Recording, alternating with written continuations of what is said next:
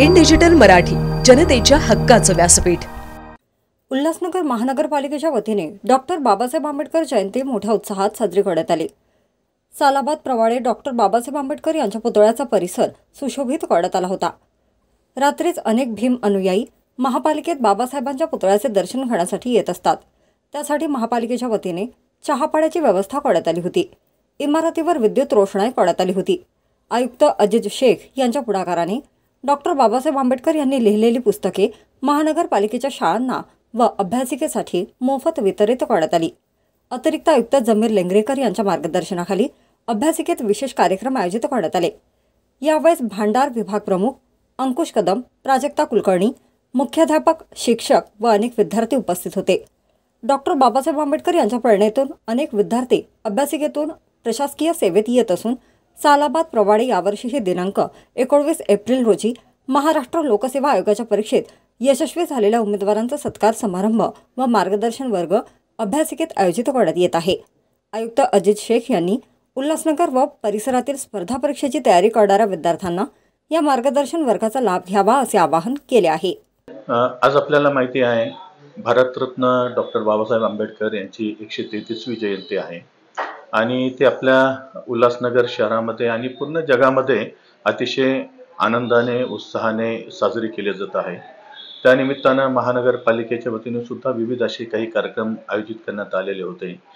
त्यामध्ये आपल्याला माहिती आहे की आपल्या महापालिकेच्या आवारामध्ये डॉक्टर बाबासाहेब आंबेडकर यांचा एक पुतळा आहे। त्या ठिकाणी काल रात्रीपासून मोठ्या संख्येनं नागरिक येत असतात। जवळपास 5000 पेक्षा जास्त नागरिकांनी त्या ठिकाणी रात्री भेटी दिलेल्या आहे। त्या ठिकाणी आपण तिथे चहा पाण्याची व्यवस्था किंवा इतर जी हेल्थ चेकअप वगैरे ह्या संपूर्ण व्यवस्था आपण केलेल्या होत्या, ॲम्ब्युलन्स वगैरे। आणि आज सकाळी त्या ठिकाणी आमचे अधिकारी वर्ग, कर्मचारी वर्ग, काही मान्यवर, मीडियाचे प्रतिनिधी यांच्या उपस्थितीमध्ये त्या ठिकाणी अभिवादन करण्यात आलेलं आहे। त्यानंतर आपल्या या अभ्यासिकेमध्ये जी आपण काही वर्षापूर्वी आपण सुरुवात केलेली आहे, तर या अभ्यासिकेमध्ये सुद्धा आपण एक सुंदर असा कार्यक्रम आयोजित केलेला होता। आणि यामध्ये जे विद्यार्थी आहेत जे अभ्यासासाठी येतात त्यांनी फार मोठा इनिशिएटिव्ह घेतलेला आहे।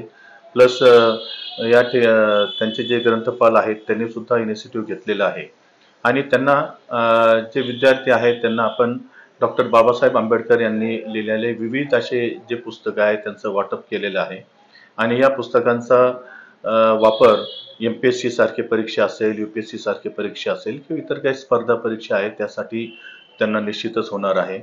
या अभ्यासिकेमध्ये आपण विद्यार्थ्यांच्या मागणीप्रमाणे अनेक सुविधा आपण दिलेल्या आहेत।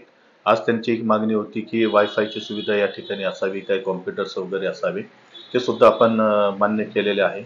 आणि साधारणतः 1 आठवड्यामध्ये या ठिकाणी आपण राउटर किंवा वायफाय वगैरे ह्या सुविधा सुद्धा पुरवणार आहोत। त्या व्यतिरिक्त जे पुस्तकांची त्यांनी मागणी केलेली असेल किंवा जे मासिकांची मागणी केलेली आहे, वर्तमानपत्रांची मागणी केलेली आहे, ते सुद्धा आपण पूर्तता केलेली आहे। बरेचसे विद्यार्थी बँकिंगचे सुद्धा अभ्यास करतात, ते सुद्धा पुस्तक आपण या ठिकाणी दिलेले आहे। थोडक्यामध्ये आपण प्रयत्न असं करत आहे की या ठिकाणी जे विद्यार्थी येतात त्यांनी सिन्सिअरली अभ्यास करावा। अभ्यासासाठी त्यांना आवश्यक असणारी सर्व सुविधा त्यांना प्राप्त व्हावी आणि त्यासाठी त्यांनी स्वतःहून मागणी केली तर चांगलंच आहे। अशा प्रकारे आपण त्यांना आवाहन केलेलं आहे।